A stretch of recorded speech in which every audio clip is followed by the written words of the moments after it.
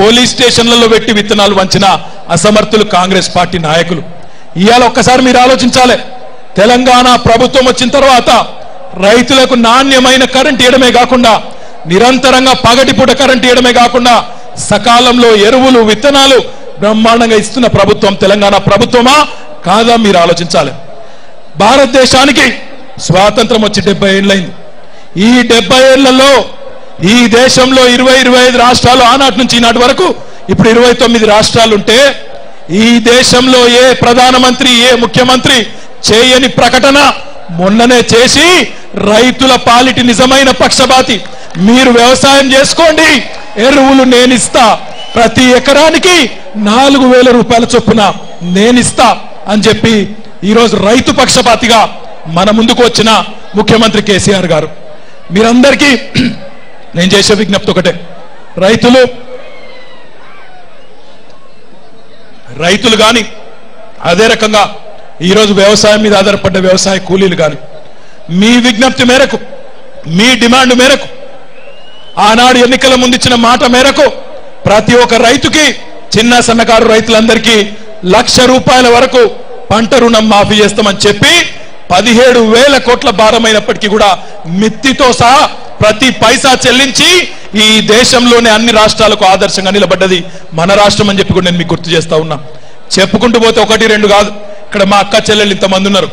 ఈరోజు మా అక్క చెల్లెల కోసం ముఖ్యమంత్రి గారు తీసుకున్న కార్యక్రమాలు, ఒంటరి స్త్రీలకు, భర్తలు వదిలిపెట్టిన వాళ్ళు, భర్తలతోన నిరాదరణకు గురైన వాళ్ళు ఎవరైతే మహిళలు ఉన్నారో వారందరికీ కూడా జూన్ 2వ తారీఖు నుంచి 2 నెలల పెన్షన్, మొదటి నెల 2 నెలలు ఇస్తూ ఆ కార్డు నుంచి నిరంతరాయంగా నెలకు 1000 రూపాయల పెన్షన్ కూడా ఇవ్వబోతా ఉన్నాం. దాంతో పాటు మీ అందరికి కూడా తెలుసు, కొత్తగా ఏ మహిళలైతే ఈరోజు పేదరికంలో మొగ్గుతా ఉన్నారో, ఏ మహిళలైతే ఒక ఆడపిల్ల పుట్టిందంటే ఈరోజు మన సమాజంలో బరువుగా చూస్తారో అట్లాంటి అమ్మాయిలకి, పేదింటి ఆడబిడ్డలకి అండగా నిలబడాలన్న ఉద్దేశంతో మరి కళ్యాణ లక్ష్మి షాదీ ముబారక్ పేరు మీద 75,116 రూపాయలు మన ముఖ్యమంత్రి గారు ఈ దేశంలో ఏ ప్రభుత్వం చేయని విధంగా, ఏ ముఖ్యమంత్రి చేయని విధంగా కార్యక్రమం తీసుకున్న విషయం కూడా మీకు తెలుసు. మరి ఆ పెళ్లి చేసుకున్న అమ్మాయి కడుపులో బిడ్డ పడితే, గర్భవతి అయితే 6 నెలలు పని చేయకూడదు, విశ్రాంతి తీసుకోవాలి, ఇంటికాడు ఉండాలి. కానీ పేదరికంలో ఉన్న మహిళలకు ముఖ్యంగా ఆ 6 నెలలు కూడా విశ్రాంతి తీసుకునే పరిస్థితి ఉండదు. అందుకే మన ముఖ్యమంత్రి గారు ఆలోచించి ఆ తల్లి బిడ్డ బాగుండాలన్న ఉద్దేశంతో 6 నెలల కోసం ప్రతి నెల 2,000 రూపాయల చొప్పున 12,000 రూపాయలు ఆ తల్లి అకౌంట్ లోనే నేరుగా వేయబోతున్నారని చెప్పి కూడా ఈ సందర్భంగా నేను మీకు తెలియజేస్తా ఉన్నా. అదే రకంగా ఆ పుట్టిన బిడ్డ తల్లి ఇద్దరికి కూడా పనికొచ్చే విధంగా కేసీఆర్ కిట్ పేరు మీద 13 రకాల వస్తువులు మొత్తం 605 కోట్ల రూపాయలతో మొన్న బడ్జెట్ లో పెట్టి 13 రకాల వస్తువులు ఆ కిట్ లో పెట్టి, ఆ పిల్లకో పిల్లగాడికో పనికొచ్చే పౌడర్ గాని, ఆయిల్ గాని, ఆ తల్లికి పనికొచ్చే 2 చీరలు గాని బ్రహ్మాండంగా కేసీఆర్ కిట్ పేరు మీద తొందరలోనే జూన్ 2 తారీఖు నుంచి ఆ కార్యక్రమాన్ని కూడా ప్రారంభించుకోబోతా ఉన్నామని చెప్పి కూడా మీకు తెలియజేస్తా ఉన్నాం. 1-2 కాదు, నిజంగా చెప్పాలంటే